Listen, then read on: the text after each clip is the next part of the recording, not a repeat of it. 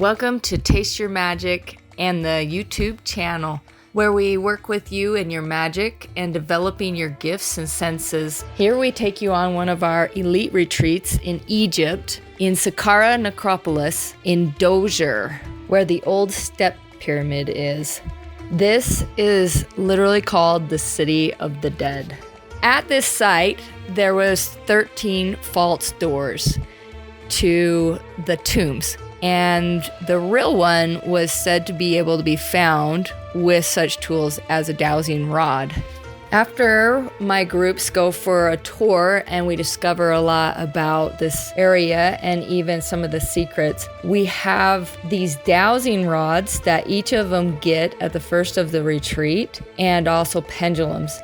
But the dowsing rods we use here every time we come on these retreats. And what's interesting about the dowsing rods are they find all kinds of stuff. They're known to move with magnetic fields, with energies. They work from different frequencies. They're tools that interact with you and your intentions of what you're trying to find. Dowsing rods are where you have two rods, one in one hand and one in the other hand, and usually they're at a 90 degree. And when you walk around, when you cross or start getting close to the energies or the intention of what you're trying to find, the water, the electromagnetics, the earth sensations, then the dowsing rods will actually begin to cross, and they'll create an X marks the spot. They've also used in the old days what they call divining rods for water, and this one's more of shaped as a Y, and you hold the two ends and then it points where it goes. Now, what's interesting is there's not a lot of scientific discoveries about these or proof, but they've been used for years and years and years, all the way through ancient times. And you'll even notice that on some of the carvings in ancient Egypt, where they have different types of pendulums and dowsing rods, what they use. They've used dowsing rods to find water, buried metals, gemstones, oil, different type of energies in the earth that they're looking for digging or burials. I've used dowsing rods all over the world for finding different things. And even my husband, in his business where he does a lot of industrial construction and they need to find water lines and just different things like that. And sometimes they've used dowsing rods to find the water lines. So it's still used today for different things and different findings. The most famous dowser known was Jacques-Aimé Vernet. He was a French man, and this was back in the 1600s. And he was known for his success in finding water sources all over the place. But what was even more interesting about him was he was called for criminal investigations.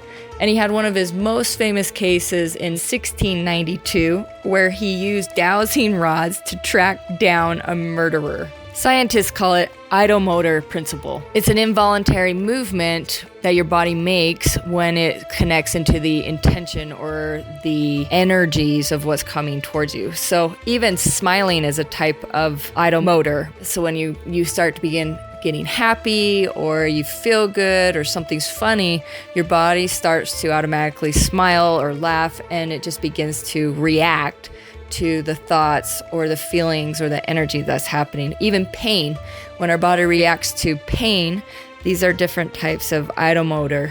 Others call it magic, but it's said to amplify the latent senses. So it's not really magic, it's just connection of energies. And with practice, it can heighten intuition and sensitivity's energy. So during our work with Taste Your Magic and any of these elite retreats or private work that we do, we work with you and your senses and your natural abilities and gifts. And we do teach you how to connect in and heighten those and get divine messages and divine responses.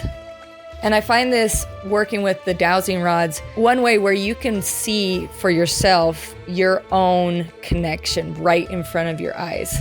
In 1 year, we sent everyone out to go and find a sacred spot.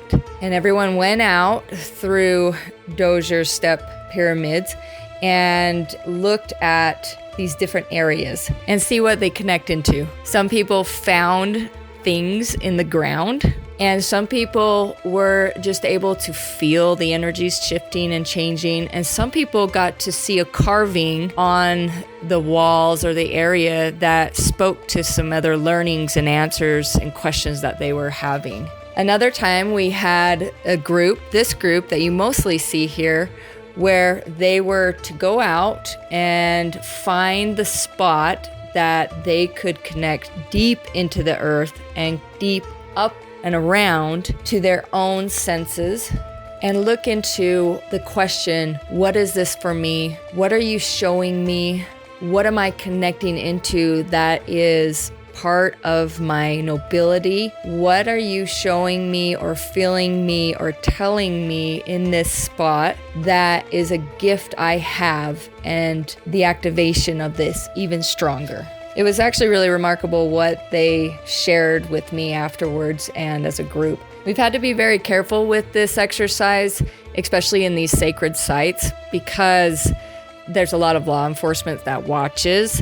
And when they see a bunch of people going around with these dowsing rods, then they get really particular with what you find. One time with the group, they were finding different things that the law enforcement did not think we could take or have. And so we needed to negotiate being able to come back out because they thought maybe we might have some more hidden in our pockets or something like that. But it was quite intense with some of the findings that we had at one point. But you do need to be very aware of your surroundings and keeping it sacred for you. You're able to get dowsing rods anywhere, and you could even make them at your own home if you want to. But if there's ever anything that you feel like you want to connect to or find or discover, then what you do is you hold on to the dowsing rod and you breathe in and you connect into the intention of what you are trying to find. And then one of the hardest things about it is just allowing yourself to move with it and move where you're feeling kind of that pull and call until the dowsing rods cross. And then at that point, it's somewhere in that vicinity. And the better you are at it, the more practice you have, the more you can trust that divine pull, push, guide of your own body, then it gets quite fun. So let us know if you've ever used dowsing rods in your life or known of any fun stories.